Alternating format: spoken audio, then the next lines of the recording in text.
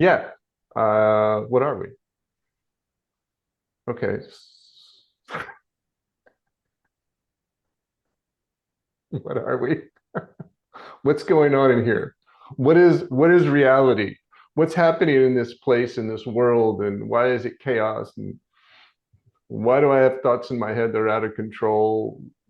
They're my thoughts. Shouldn't I be able to change them? And why do I react the way I do? And what is this human being? And what's our place in the universe? Kind of like, what are we? That kind of question. Yeah, I mean, forget about the world. I think just myself, like what I am is the biggest curiosity.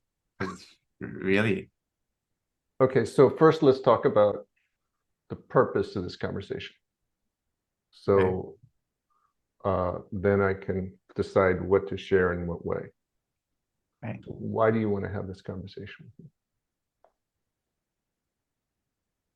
Well, my idea was I believe that there's a lot of things that could be shared that maybe you don't share or you're not asked about directly that you could share and would be helpful for me, you, I think, even, and many people.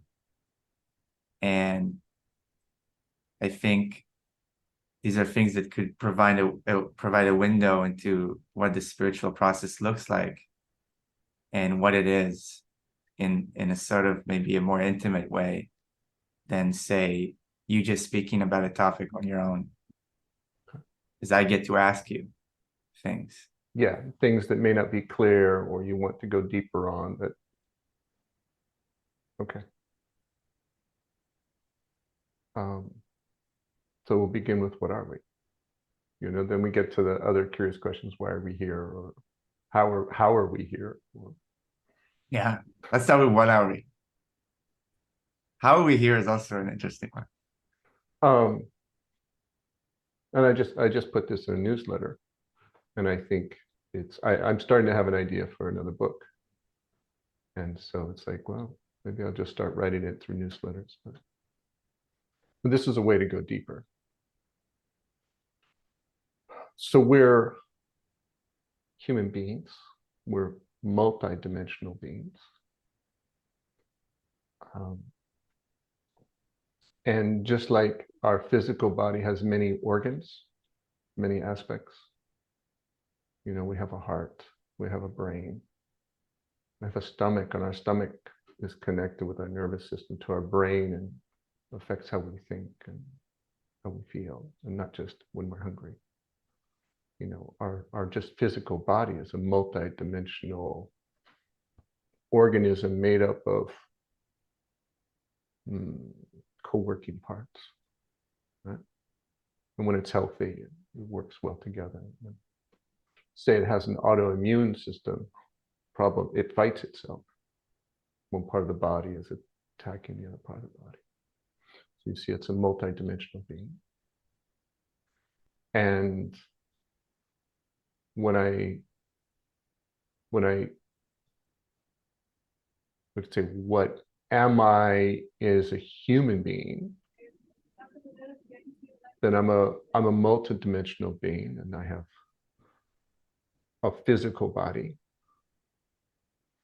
Um, I have an emotional body.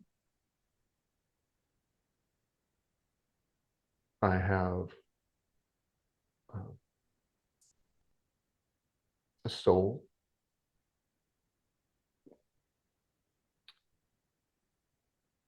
Am I the soul? Well, soul is part of me.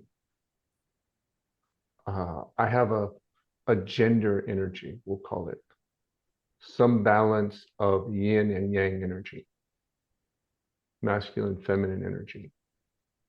Okay, the way that we most living beings are divided up, um, and that masculine, feminine energy, yin yang energy is not always is usually congruent with the physical body, sex, gender, but not always. Uh, but I have those kinds of energy, and that changes in puberty, right? That to activate strongly in a direction. And that is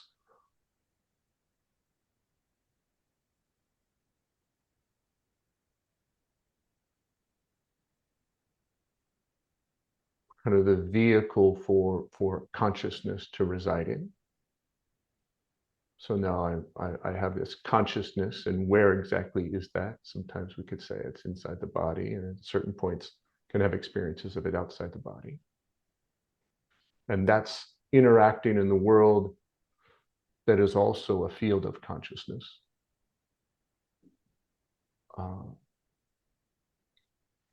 And then that line can cross when your consciousness can merge with other things you feel and experience things inside and outside the body differently. So the consciousness is the vehicle which we use.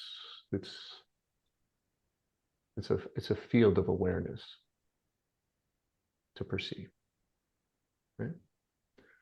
And then all of that is activated by our spirit, just kind of this ray of light dropped down inside this human. It's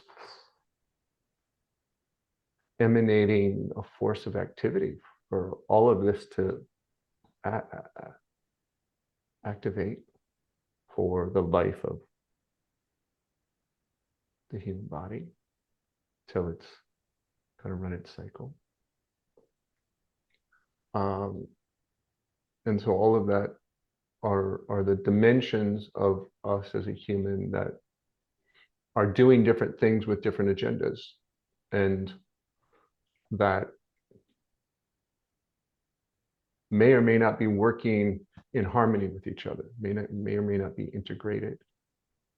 And when they're not integrated, then we suffer. Or we have conflicts with ourselves. And there's another component. Oh yeah, there's this other thing called the mind.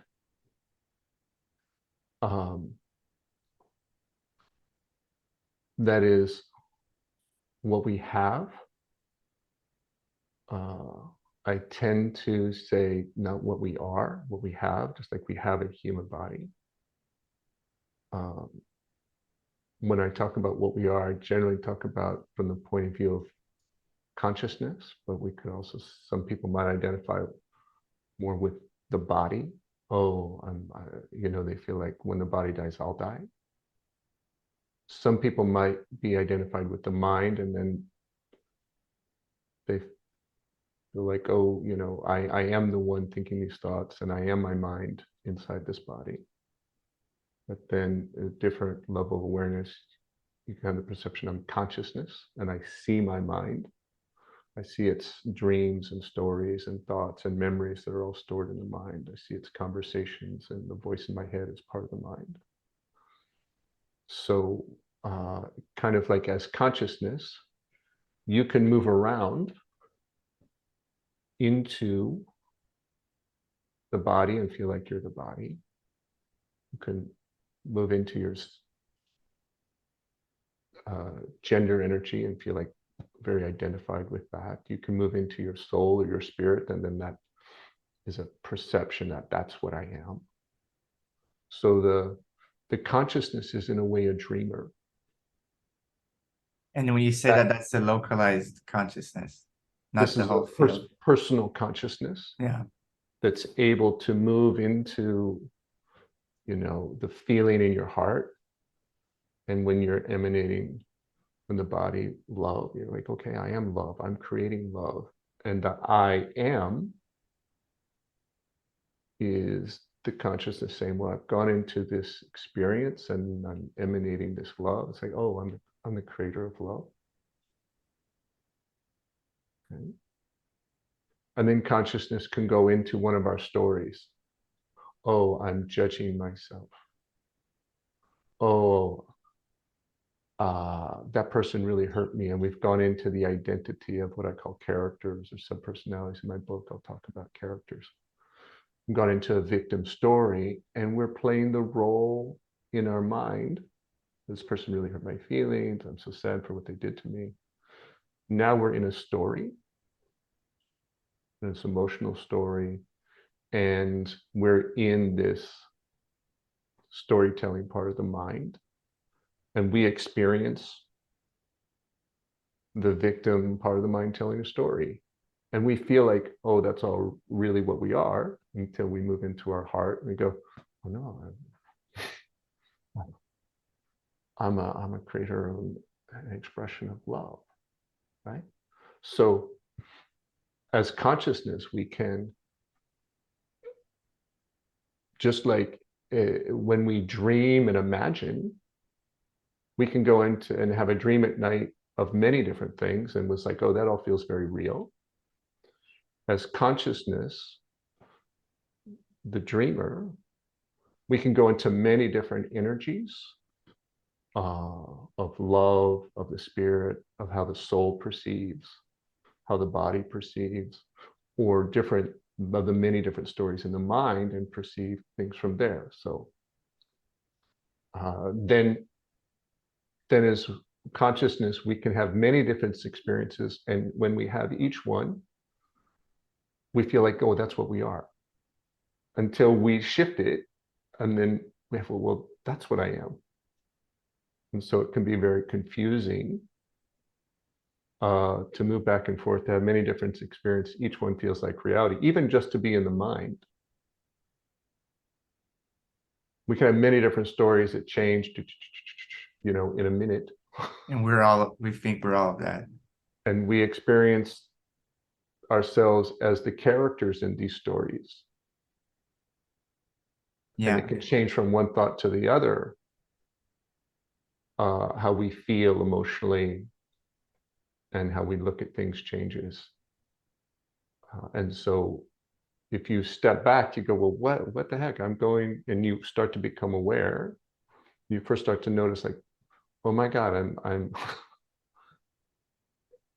I'm brokenhearted and sad, but I'm angry at this, that I broke up, and I'm angry at the person for breaking up with me, and I hate them, but I want them back. So And the maybe mind I'm is excited about being single, and it could all be in there. and I'm excited by, so like when you're in each one of those, I don't know, depending on which day it is, like, oh, it feels really well. Oh, I have to get them back, until we talk to a friend and like, you really want that? And go, oh no, God, it was terrible. Right. And then we don't want it. But these here, we're just in different stories, different narrative stories in the mind, conflicting with each other. And this is just the mind. But that's, and so we have different experiences of what we are, because the mind has many different narrative stories or dreams that we're dreaming. That happens during the day, but it's kind of like dreaming at night. But it It's, happens during the day with our stories. yes, the way that we dream at night is very similar to the way that the dream is during our thoughts during the day. The difference is that we don't have a physical reality, or reality, it is another word. We don't have a physical construct for continuity. And so the dream at night can just change very much the way we Not many rules. daydream can change very much. Yeah, there's not all those Newtonian kind of laws that seem to exist in our current reality when we're awake. Yeah. So And the dream at night is to be more wacky or interesting, or so let me clarify and see if I understand. Tell me where I understand, where I'm way off. So we have this, you split it off through, like, we have this personal consciousness, and we might want to speak about where that is actually, if it is anywhere. But that's inseparable from the consciousness, the I am, that's all of creation, we can call God. Maybe that's what it means, man was made in the image of God. Let's correct that. Man and woman. let's No? not relate it to God, because then I would have a different Okay. Okay. uh different So we'll have to look at use that later. of that concept. Okay. Okay. Yeah, there's a universal field of consciousness And everywhere. then we have a personal one inseparable from that one, that we can connect through our personal one to the collective. Inseparable, but but we can also put ourselves in a dream where we experience separation. Yeah, we believe that we're separated. Yes. Yeah. Yes. Yeah. We can Okay. we can believe and experience separation even though we're not. Yeah. And I Okay. don't know if this nuance is important part of what you're reflecting back, or you just want to go and It might be. We'll see. But then we can take our personal consciousness into all these places where yes. there's different stories in our mind and energies in our emotional body, in our soul, in our spirit, and our yin and yang, feminine, masculine energy, and experience each one of those. And each one we go to, we feel like, oh, that's what I am, because that's what I'm experiencing. But then we move into something else, and I'm like, oh, that's what I am. It's kind of like, I think of, somebody might be really confident and self-assured one moment, and then really deflated and like, I just shameful in myself. The other moment, I think we've all had those experiences, or for ourselves, and saw someone move through that. And we're like, what the heck? You're always this confident person. What happened? Well, there's different parts of themselves depending on where they are at each moment. And what's their competency in, if they're competent in writing computer programs, it doesn't mean they're competent in talking to or how they feel around a date, somebody they're seeing in relationship. Yeah. It's like I was confident around engineer, but okay, intimacy, I'm like, right. Like, okay, now I'm moving into an energy I'm unfamiliar with and don't know what to do with it. Yeah. And then, we might feel, yeah, comfortable in our job in engineering, but not in a date, Not not on in a an date. intimate relationship. No. Or you might feel great on a date, but 5 dates in, this is getting intimate, we feel uncomfortable. Yeah. Yeah. Now we're in a different territory, different experiences. So what we can move through all these different experiences. We're not any of them. How would you put it? We could say we're not any of them, or we're all of them, depending on the point of view. Or how would you put We're that? we are not the experience. We are let's think it's like we're the sum total of all these energies combined, working together or sometimes working in conflict with each other, that we can use to both experience the world and here's another component of what we are, is to express and create. Okay, so this is the way as consciousness we perceive the world, but we also have this force of will and creation and faith that we can activate in how we express and therefore create. And then we can create new energies and experiences. Absolutely. And we can also consciously choose which energies we want to focus on.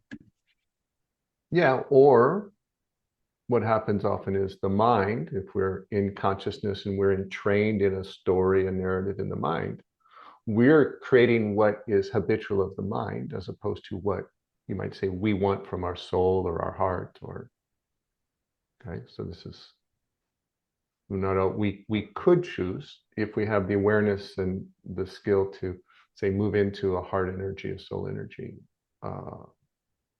presence, consciousness presence, and then go, okay, then we activate our ability, because this vehicle is both perceiving in these many different dimensions all at once and can create in many dimensions at once. So we're a perceiver of the world and a creator in the world through all these dimensions. We can create emotions. We can create a physical action with our body. We can create with the kind of intent and action and faith through consciousness. So what we are is, in that I am, and we kind of like, I am perceiving and I am creating. I'm a perceiver and I'm a creator. Yeah. You referred to that as like I am, I perceive, I create. I wrote that down. You said that once. Yeah. So there's the I am, then I perceive and I create. I guess the challenge is for people, including myself, maybe less these days, but can happen is that we're essentially like invisible, you know? Like when we really get down to it. Would you How do you put it mean we that way? are invisible? We're used to perceiving forms, even an energy is a form, Mm-hmm. some maybe solid form. And then we move through all these different experiences and we're, I don't know if trained or just that's kind of the human condition when we're born. We're used to kind of believing that everything we perceive is us. And Hmm. all we perceive are forms. But then if we want to look for ourselves, I remember asking you once, many years back, it's like, what am I? Because I see I'm not this voice and I'm not this character and I'm not this. But like, what am I? Because I could see I'm not all of these forms. And so I got to the conclusion I'm formless. Yeah. Yeah. When you pursue that question, we'll talk about the mind is structuring the question. Yeah. And the assumption in the question is that we'll find something that's physical, that has a Something form. tangible. Yeah. Here I am. There I am. Here, like, oh, I see this water bottle, like it's real, right? As the physical is real. Yeah. But then, as you go further and you sit in, have an experience of yourself as perceiver, let's say. Wow, you sit, you breathe, and you're like, what am I that's noticing my breath? We'll keep it simple. What am I that's noticing? Oh, I can express this force through my hand to raise it. Like I animate this body. But the force animating this body is not the body, because I can perceive it and I express it, change it, right? What am I as that is activating the force? So now we kind of put the attention closer and closer inward to like, hey, what am I as perceiver? And what am I that can activate a force to move this body or speak these words, right? And it becomes less physical and invisible, like you said, very much so. And yet, if we hold our attention there, there's something there. There's a and this is where you kind of go, oh, it's presence or consciousness. It's two good labels for it. And we can become aware of our consciousness aspect, um, and go, okay, that's the closest version we can identify. And then we kind of say, well, what's underneath that? Well, consciousness is being animated by the power of a spirit. You see a spirit present, what's the word? Like before consciousness? When you say before, I What do you would say mean? We said what's behind that? at a deeper root, yes. Well, we all begin with spirit, life force.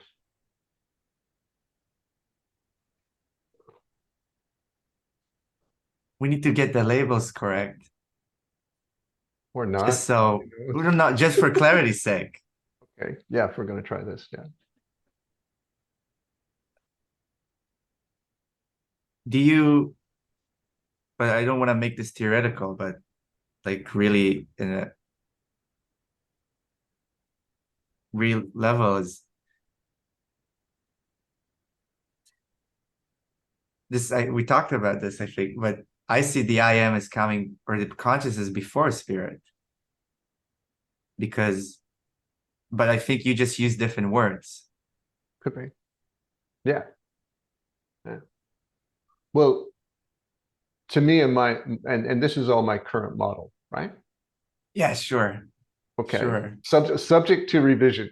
This is the best I see it because in the last year and a half, I went on a major journey of and kind of and has some deeper insight and would say underneath it, like the spirit or whatever is giving life to life. Um, I have to include what we'll call the void, which if we look at the physics side of it is probably equivalent to dark energy and dark matter. That makes up 95, 96 or something percent of creation and mass in the universe. So I, it was an exploration into that energy and go, oh, that's 20 times whatever we is form and matter. And when you account for that, you're like, okay, we know nothing about that. And so what is, and this is what's, and I'll give my versions. This is what's animating everything. Everything is coming from called the void. And you can go back in the old text. It's like, in the beginning was nothing. It was formless. And from that nothing, life and creation arose. And it's continuing to do so. The the universe is, come out of this big bang. Where did it come from? It could be nothing, but nothing is not nothing. Nothing is something. The void is a something. Dark energy, dark matter is a something that we don't perceive from the the physical matter side of perception. Tell me if this fits when you say it's not enough. It's not an object, but it's alive. Yes. Yeah. Just like you don't see the air. Yeah, It's there. yeah. But even more so, because you Yeah. can feel Oh it's yeah. like it's Yeah. it doesn't have any objective qualities, but Yeah. And it is yeah, aware of itself. it's doesn't have any physical qualities. I don't know what you mean by objective. It's an abstract word. Yeah, it doesn't have like any physical or energetic or dimensions to it. No.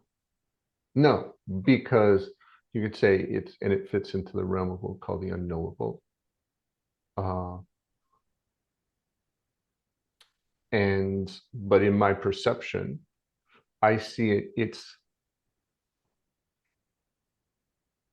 in the macrocosm, you see, okay, creation of the world comes from the Big Bang, and from nothing was produced all the matter to create the galaxies and the planets and the earth and everything, and escape life and birth, creation, right? And this is 14 billion, almost 14 billion years ago. And that process is still happening because the universe is not only expanding, it's accelerating. And because it's accelerating, it's telling me, well, the explosion is still happening. What do you mean by accelerating? The well, the galaxies and planets are all moving outward away from each other, right? So the universe is expanding. Okay. And it's not expanding at a constant rate, it's speeding up. Okay, it's speeding up its pace of expansion. It's speeding up. It's acceleration. If you go back to Newtonian mechanics, right? Force equals ma, right? To get that acceleration, there has to be a force applied to the galaxies and the planets and the stars to push it out so it speeds up, right? So what's the force pushing the galaxies around so they are going even faster? Like the force that's going to move a galaxy and speed its movement is a big force. Yeah. Okay. It's like, oh, we want to speed up the planet. How much energy does that take? Well, now you can multiply the planet by Jupiter and by the sun. It's like massive force to like, oh, we're going to make you go faster. What is that force? To me, that's the dark energy, dark matter. But on the spiritual side, that's the physics side, but the science side, but on the kind of the spiritual side, we would say it's the void, still working to create the world, right? And that's happening at the macro level of galaxies in the universe. And that creation is happening at the microcosmic level of quarks moving into existence and particles moving out of existence, because that dark matter void is intertwined with all the matter around us. It's the dark matter and energy is everywhere that matter is. So wherever you see, anything physical like the earth, there's 20 times dark matter there. Dark matter and dark energy. So that's all working to create and this living being, your living being, everything we see, there's dark matter, dark energy, kind of like bringing that into existence in every moment and collapsing out of existence in every moment. And we can actually align our personal consciousness with it and perceive it.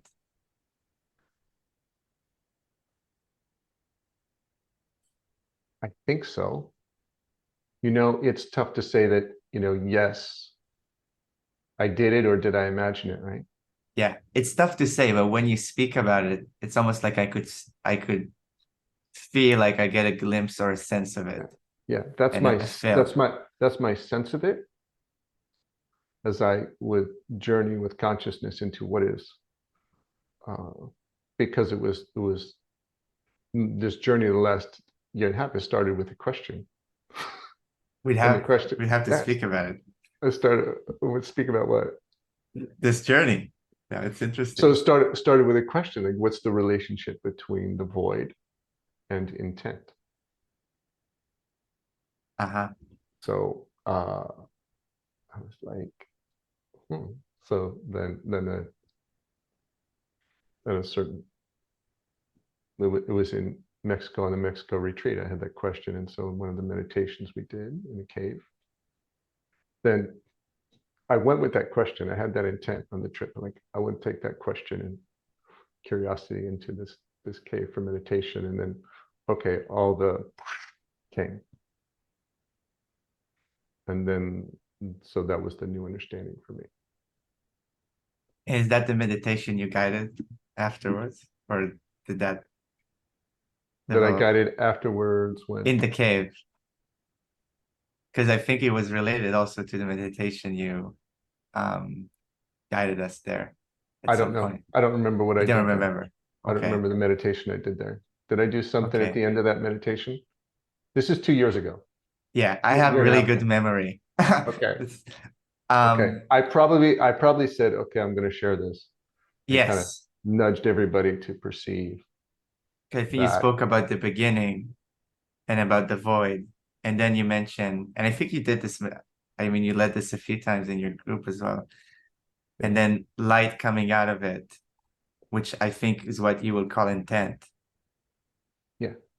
Push and pushing and creating everything. And maybe that's that force that you speak about moving the galaxies that Yes. comes from the void. Yes. Is The intent a void, but the spirit void for is the you? void is not it's not an empty hole. It's full. It's a There's not creator. there's not nothing there. It's the most powerful creative force. Because if you think of a black hole, it's like a very symbolic on a macro level for the void physically. But then, okay, all that mass is going into something. Something's happening there. So you see examples of the void with a black hole. It's like things don't end there. It's like it's just whatever's next. Yeah, and correct my physics, it then transforms at some point, the black hole. It's got to become something else. Becomes a white dwarf or a red dwarf or other things. No, I don't think it becomes that. No, I think, oh, I think of I think a black those hole kinds can of things, become. those giant things kind of become a black hole. Oh yeah, I got it upside. We have to check it. Yeah, That's interesting. because whatever goes into a black hole, I'm pretty sure we don't know what's next. That falls into the unknowable, which is equivalent to the void. So it goes into, it may be a case where it goes back into dark matter, dark energy. And so this is where you see dark matter and dark energy and matter going back and forth. Okay. But that's, I guess that's not, that's a physical manifestation of it. It's still not it because it's still perceived. Until it goes in the black hole and then it's not perceived. Okay. Would Yeah, have to, what's on the other side, right? I don't know. Exactly, the unknowable. Okay. Do you see intent and spirit? Spirit in a larger sense. Do you see both? Is that two names for the same force? Okay. Okay, so let's go if you want clarity, let's go to God. Let's start with the beginning. I think it's easier for me, for people to get clarity if we start at the beginning and Yeah. we Yeah. see how Just things like, okay, evolve. so enough of ourselves as what am I, a personal self, but like, okay, what's creation? Well, it has to be And connected if you want to figure out what I am. I think we have to yeah, go there. yeah. So my current version for the God thing. I had fun with this. I'm gonna have to post this bit. The God thing? Yeah, the God story. He got a really bad reputation, There's a really bad narrative about God, that he's judgmental, that he's, punishing God, he's going to send you to hell if you don't obey I the think that's rules. just the judge becoming God in people's minds. So they call Well, it God. it very much so, right? That's the That's story God. a small G God, as you say. Yeah, Smaller. that's a story of what God is, Yeah. right? But I wanna, as we're gonna And speak of God, can I just say something? yeah, What let's and all these things, see if you can, for clarity's sake, keep every phenomena we talk about with one label. Or if you use another label for it, we mentioned that it's the same. Because otherwise things may get intermixed because all these things are less, so tangible. there's a story of God, um, and that's often, you can, what the religions are their stories, their beliefs are stories, their mythologies are stories. Poseidon was a god, is now just a myth and story. Zeus is just a myth and story. Like these are gods with a small g, right? Um, Apollo and Ares and all the gods. Um, and then you have, your current religions were like, oh, those are real. Well, no, those are the current stories that are the group of many people believe, right? And in the story, you have idea, right? Where's the idea? The idea is in the mind, right? And often that idea blinds you from seeing another version of what God is. So, and in now the stories for many people, the story is, well, the spirit or the spiritual. And we think as the spirit is God. And we say, oh, what's the spirit and where's the spiritual come from and where's the spirit come from? That is the beginning of the birth of a human being that has all this dimension. And the assumption that's implied in the language is that there's something spiritual and it's separate from something physical or emotional or uh, consciousness, right? Or consciousness is the spirit and that's God, and the rest is unimportant because it's material. No, I think in my current version is, the God, is the sum of all of it. It's all inclusive. Just like all these aspects of me and consciousness and emotion and mind and body and soul, fire and gender energy is all aspects of me. Right? Everything in the universe is God. The universe is God. Okay. And that means God encompasses, I'm connected with God the way you're connected with God because we're all creations of the universe. Everybody is a creation of God. Everybody is part of the whole of God. Every planet, every galaxy, every black hole, all the dark matter and energy and matter and light is God, one being. Okay. Mixing and changing and growing and expanding. And we're all just various different manifestations of the one being God, the one universe. Okay. And to begin to like try to find God in the universe, you're gonna miss her. Because it's like, oh, is it over here? Is it over there? Like, well, no, you need to look bigger. Right? It's like the fish looking for water. The water, yeah. In a way, but the fish would also be the water. Yeah. Fish is made of water. We're 70% water. Water's in us, part of our being. Yeah.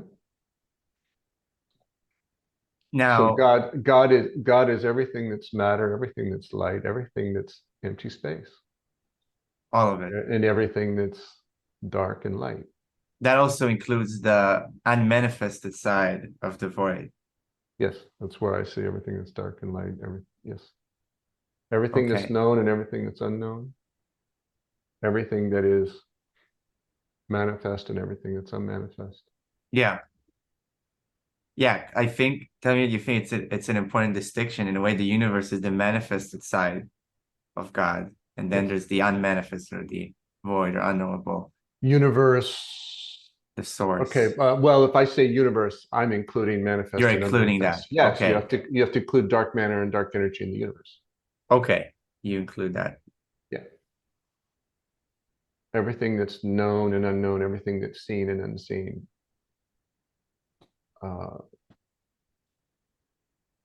The universe is God, and we're animations, as if God had a dream and there was a character or an idea, and here we are as those things, also freely with agency to create and express and perceive, as I am. Yeah. Okay, we went back to the Bible where that said that man or woman was made in the image of God. Is that we have that? Yeah, but which image? Which? Well, not that. Oh, I see. Not that image. Not Yeah, the faux. Not the faux God. Yeah, not yeah. So it's how do you want to interpret that verse, those verses, right? So you can draw something that's a complete distortion. Through your lens say, of God. use it for clarity, and say, okay, this is how I see it. Okay. So yeah, we're going back to the Bible because there are some good things in there. I didn't understand it, and I thought it was all malarkey. But then after years, and Miguel, my mentor, would draw a lot from Christian teachings, and I was like, oh my God, I never interpreted it that way. Oh, now that makes sense. I was like, oh God, I like these teachings now when I interpret it this way without the fear and judgment of being punished forever and the ideas of hell and being unworthy because I'm a sinner. I was like, well, no, that's not what we're trying to say at all in that stuff. That's kind of nicer. Like, no, clean that, but you go to confession to clean that stuff out and be free of those stories. I was like, oh, okay, confession's a good thing. I'm not supposed to feel bad. It's like that's how you get rid of feeling bad, is confession. Like it's a way to liberate yourself from the judgment and guilt and shame. And be free and play again. But if you use confession, like, okay, really, I sinned and I'm a bad person, Ouch. narrative in the mind, well, now you suffer some more, and that's actually a sin. Ouch. I'm using confession to hurt myself, that process of guilting and shaming myself. And now I'm hurting myself with the narrative story in the mind instead of getting free of stories. So yeah, I was using those religion all wrong. Yeah, I don't think we have the chance really to have it properly explained because not many really have this understanding. So we get a distorted version from people who got a distorted version. Yes. Now, there's one thing I want to go back that I'm curious on. I'm curious your thoughts on. I'm not sold on the idea that dark matter is the void as of yet because it's still perceivable. And I don't think that maybe it is, but I'm not sure on it. How did you come to that perception?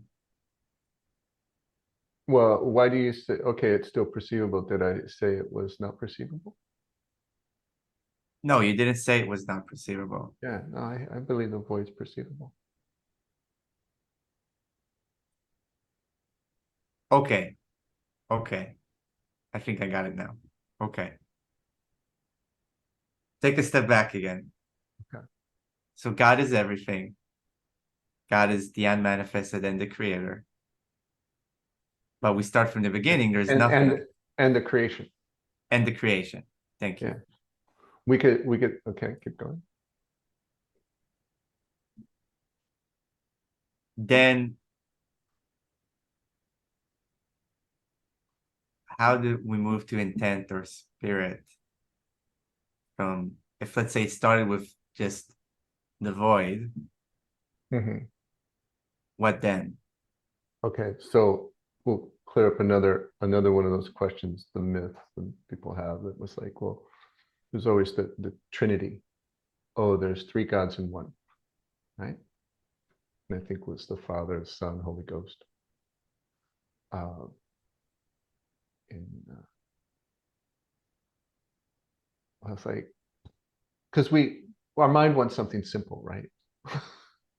I'm trying to understand the universe as one living being.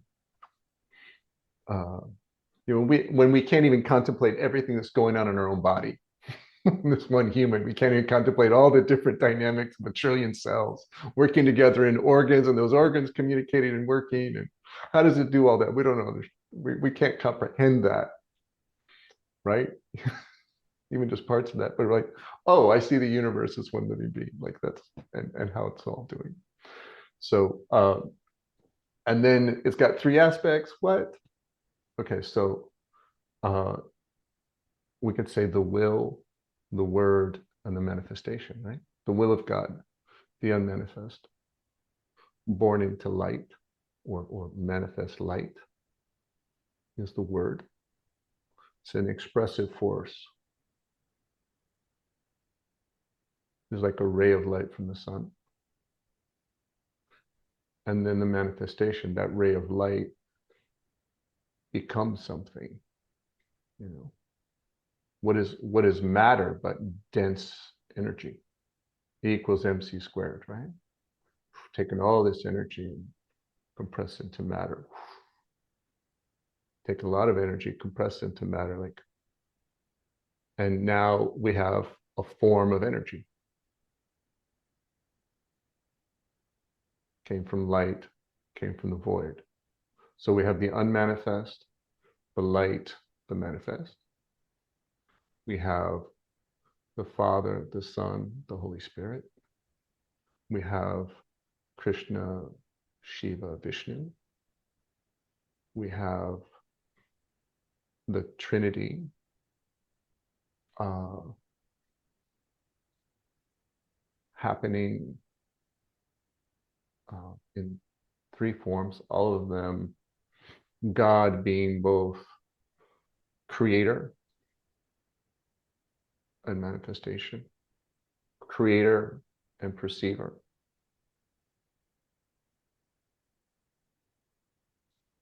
And that's all God. It's all God. It's all the aspects of God.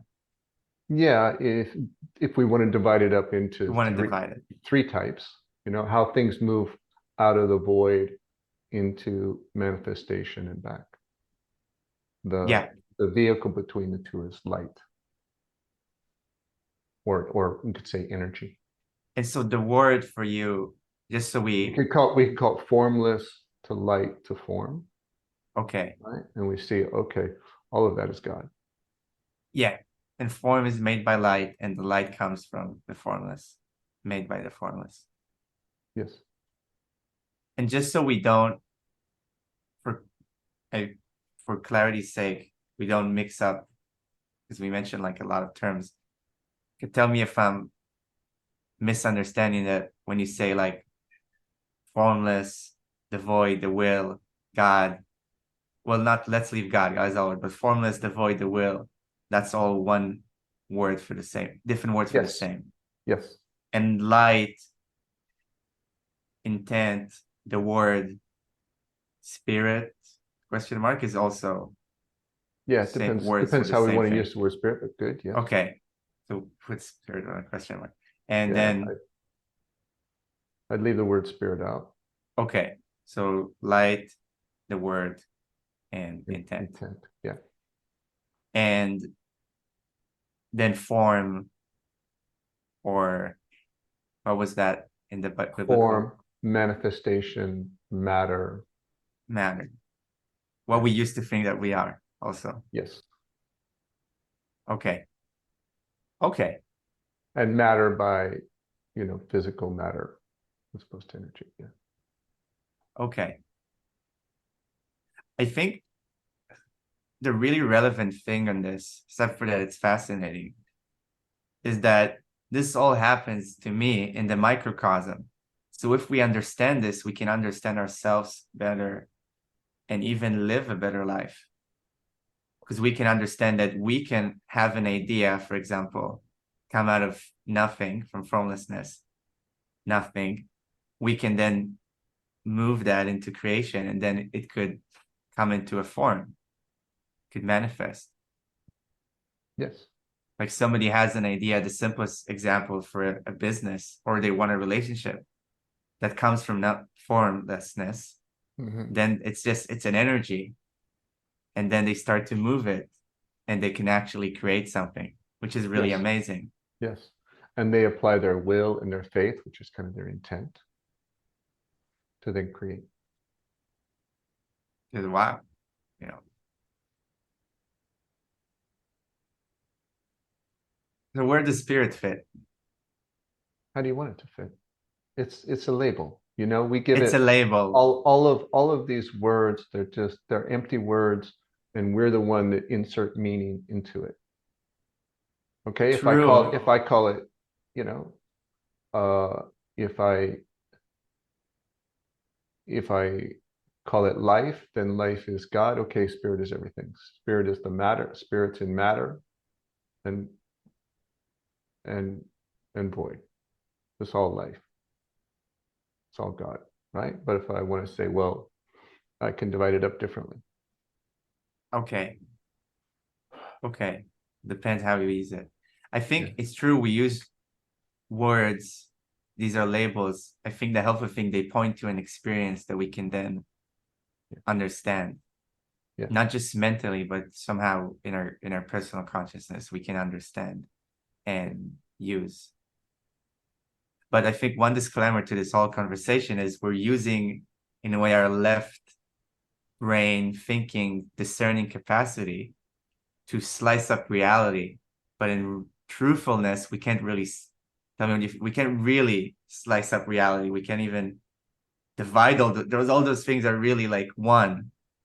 But to really have some map, we're using this slicer, discerning part of our brain we to do are it. we are drawing artificial lines uh, uh, on top of creation. Much Yeah, in the way humans exactly. draw artificial boundaries between countries and people, they're made up. County lines are made up.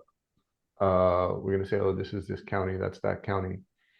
They're made up, and they can Made move up. around later. So yes, yeah, So all of that's those just a labels are disclaimer. yes. Because if someone were to, and I'm really aware of this because I just read the book by Dr. Jill Bolt Taylor, Yeah. where she had her like left side of the brain literally not functioning. If we somebody were to just close off the left side of our brain, we just like perceive everything You perceive as everything at one and once without, not be able to, right. yeah, Yeah. And so this is when you turn off that left side of your brain, you're taking all the labels, all the mind's stories out. And yeah, you see the continuity. it's really interesting. She mentioned like she could even not discern between colors anymore without that part. Like somebody had to teach her to discern colors. Hmm. It was just one, one color. Even sounds, she couldn't discern sounds. It was just one sound. I can see that. Yeah. Yeah. Yeah. If you and this goes into, yeah, our ability to kind of make distinction grows, because I was listening to someone describe like what do we hear as a young child, you know? Well, what actually is happening is the sound in the room will echo off the walls and it gets all blurry. So it's like, Exactly. whoa, if I say one word, it's actually whoa. That's what It's she not was like, experiencing without, she couldn't understand words. She yeah, couldn't even okay, understand distance. She couldn't understand that there's a distance between objects. She had to train her mind to perceive that it's all made up. And that's even before we can think. I mean, our mind is trained yeah, to do yeah. that stuff. And so yeah, we end up having to block out all the echo sounds to find like, oh, the first word, right? And then we give it meaning, right? And then we build meaning is the whole story and reference library for that word. Yeah. So language becomes a huge part, and then yeah, we divide everything up and visually also when it's when you take that out, it looks very different. It's like it's all blended Yeah. happening at once. But this is how we assemble the world and build our experience. Yeah. And that's how we need that to function in a way. Yes. Otherwise we would just be blissed out and ignorant. I mean, blissed out is not, we just wouldn't even think about surviving or functioning as a separate entity. Yeah. So she calls that like becoming a solid. Like I'm gonna become a solid for a moment, but she knows now it's an illusion. Yeah. Yeah. Almost we're born formless, and we're perceiving formlessness, and we have to build structure. And that is made up in our minds. Made up.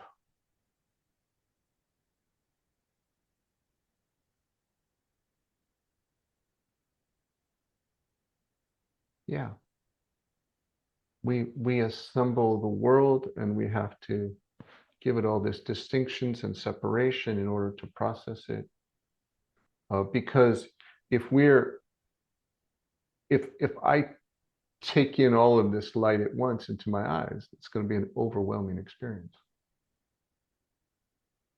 But if I organize it into all these little objects and then say, okay, and then I'm going to focus on this one image of Daniel, then I can manage that with the part of my intellectual brain.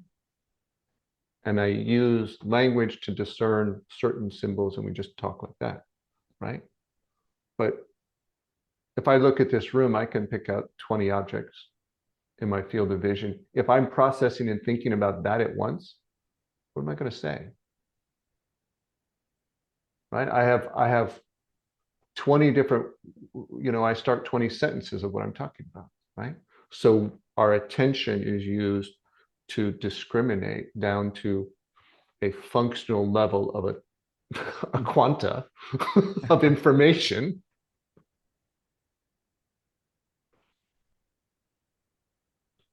about the totality of what I'm perceiving. Yeah. And then we think we know everything. Well, that's because we have an ego part of our Yeah. brain telling us a story or a lot But I or think yeah. this is really important because this really is a deeper meaning of how our mind creates the world Yeah, in how we such a deep level. assemble our experience Kind of and like also your latest podcast. yeah, how we the building a virtual reality or how we don't actually see reality. Yeah, that's another topic. Yeah. And then it's very funny. Some people have the conversations and it's like, this discussion, okay, the case for God, the case against God, and very smart people say, well, there's no God. Because if God existed, he would be all knowing, and if God existed, he would be all loving. And so, how is this happening and suffering happening in the world because XYZ? It's like, therefore, does it, well, okay, these are stories of gods and made up criterion, okay, and you're not seeing somebody who's omnipotent or this entity that's omnipotent, it's not making everything loving, and therefore, no God. It's like, well, okay, well, we discriminated down our criteria in our mind to this, and then we don't find anything that fits that, therefore it doesn't exist. It's like, okay. So it's like, your criteria is too small. It's already distorted by beliefs about things God should be or shouldn't be or should do or should not do, should allow or should not Yeah. allow. It's like, okay, the mental model belief system of what religion says God is like is too small. It's like, no, it doesn't, God doesn't fit in that box. Like, oh, there's nothing. I have this box and God should fit in this box of these stories and fits this criteria. It's okay. Well, I can't find anything that fits in that box, therefore it doesn't exist, right? It's like going to the ocean. It's like, okay, I got a cup of water, and you dip in a cup of water, you look in the water, it's like, okay, well, I don't see any dolphins, I don't see any whales, I don't see any seals in my cup of water. It's like, okay, therefore, those things don't exist, right? It's like, well, no, it's like, and even you or I go to the ocean and we go scuba diving and we see whales, we see dolphins, we see all sorts of life. Are we seeing the whole ocean? Are we seeing everything that's contained in the ocean? No, we can go experience this. We have an experience of this small moment in the ocean, in this small period of time of light. Okay. But we haven't experienced the ocean. We have any personal experience of the ocean, which is a drop in a drop of time. Okay. But we do not know by experience the totality of the ocean and everything it contains and what it's doing. Okay. And we know less about the galaxy and we know less about the universe. Okay. And so we know very little through experience of God, but boy, what we can just experience in the day with so much beauty is here in my personal experience. And so there's so much beauty and awe in creation. And the totality of it is unknowable to me with this vehicle, but I sure like the expansion as I pursue experiencing the relationship with it in that way.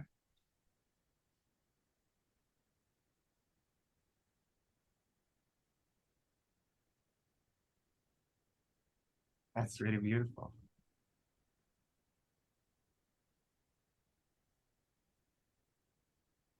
And this is one of the things, and I mentioned it in the live chat I did in the community. One of the fundamental elements of moving closer to God, which is really just closer to yourself, eliminating that separation that's we feel that is brings you closer to oneness with the world around you and peace with the world around you, peace within yourself, is to practice being in a state of awe. To look around the world, I'll take something practical out of this. It's like to look around the world and put on your eyes of like that child or without your left brain. And one of the ways to do that is to just see what is amazing around you. Practicing what is amazing. Okay. And if you're not seeing it today, it's because your mind is filtered and diced it up into everything rational and logical that has a story. Stories are right, but the things that are amazing that put you in awe stops the story, stops the mind. So, lay down in your backyard or something, or go someplace and watch the stars. Spend 5 minutes, spend 10 minutes, go watch the stars. Go to the woods and look at the trees. Just perceive what's happening with what they're doing, the air and the cycles of life, and connected, just connected with the earth and the roots and the sun and this light. Like they're in communion between matter and light. Go to the ocean and look at the vastness of it. Be in awe and just try to contemplate. How did this get here? What 13.8 billion year traveling explosion, had to happen for there to be an earth? And then the improbability of carbon becoming conscious to perceive it. And a trillion cells working together to hold this organism together, so that then we can look out the eyes and take in the light and the vastness of the beauty. An infinite world outside and trillions of cells working together. Like, try and get a trillion things to work together. That's in awe by itself. And so then put yourself in that awe. It will quiet the mind and help you feel connected to everything.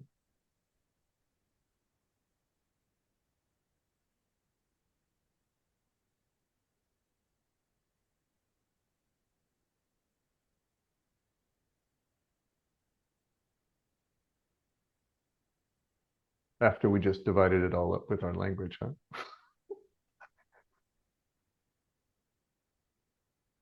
Yeah.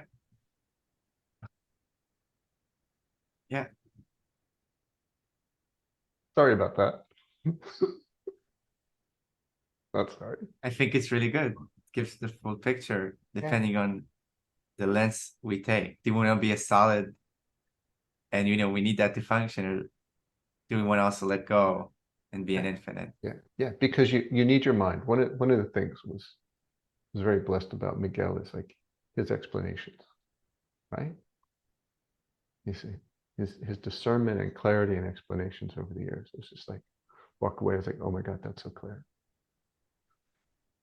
Because it's like you need to take your mind on that journey to expansion into awe. But because if you leave it behind, you do like Jill Bolt Taylor did. It's like, okay, you have the experience, but you don't function.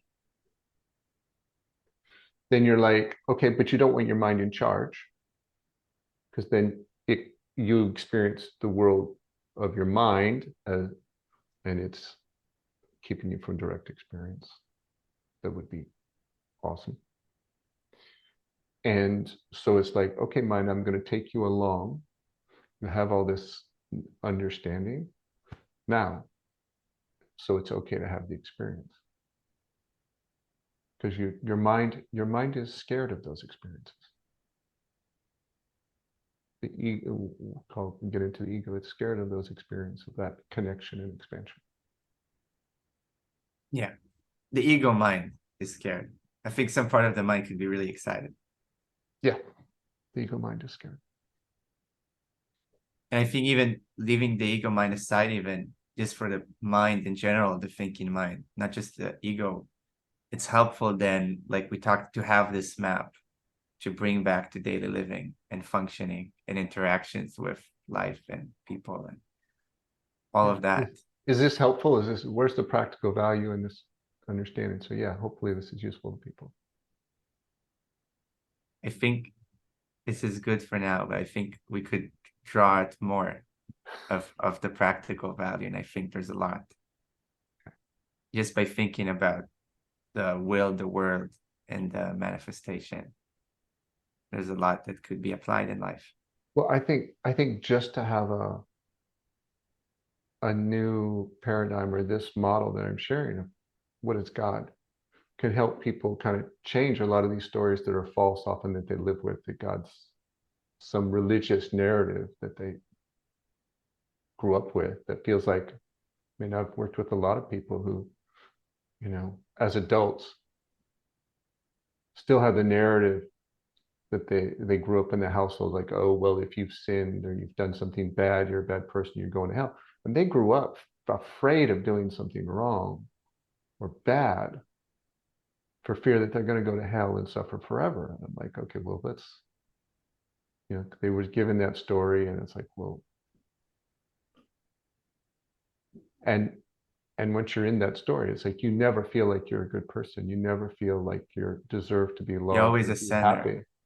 And so, if they just have like start to have a different model, then they can have a chance to start move away from those stories, or that there's different versions of God that aren't part of the narrative they were given.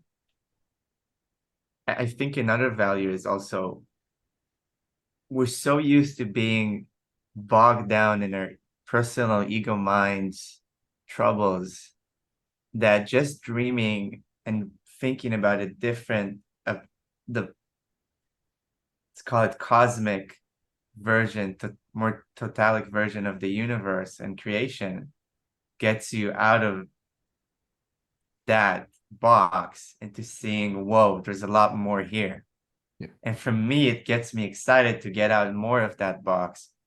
So my attention is more on all that is here rather than small stuff that my personal ego mind can get troubled with or stuck about. So hopefully some people found something useful, practical, helpful to them to get out of their stories and their ego mind, and consider a different model of the world that and themselves. What are we and what is this world? What's going on here? Yeah, and adopt some different beliefs that are more kind and loving to themselves instead of the old narratives that they were first given. Upgrade the belief programs. And can we say get excited about, thinking more about those things and dreaming about them and feeling awe and just get excited about how much more is possible than what we perceive in daily life and busy with. Yeah. Okay, so how about we leave it here for now? Thank you, teacher. Thank you, brother. Gary G's your new, I told you your new nickname. It fits good with your name.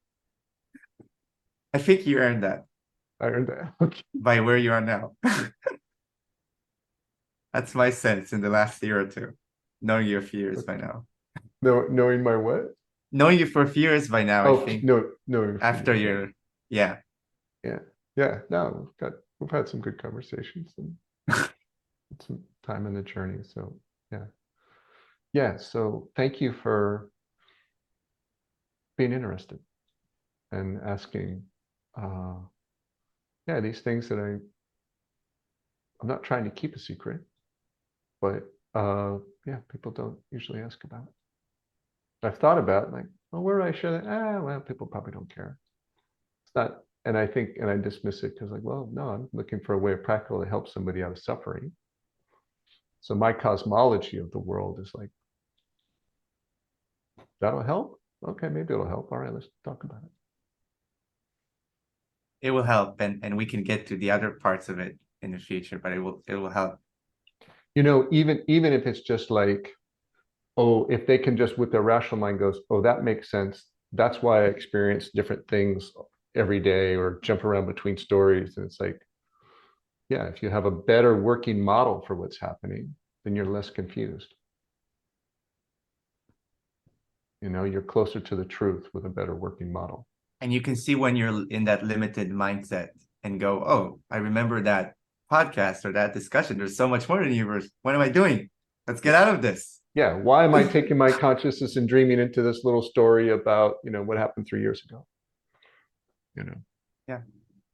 So thank you so much. And I'm really grateful to have you as my guide over the years, because I think maybe you're one of two people. I would say I got to meet another person this year, but one of two people in the whole universe that I think I can actually talk about this and get like really deep insights and value. So I really appreciate it. Thank you. Thank you. And maybe, you'll go further than me and you'll be able to revise my cosmology and make it better. Amen. Amen. Or find it was so accurate. I was like, Gary had it nailed down to the T. All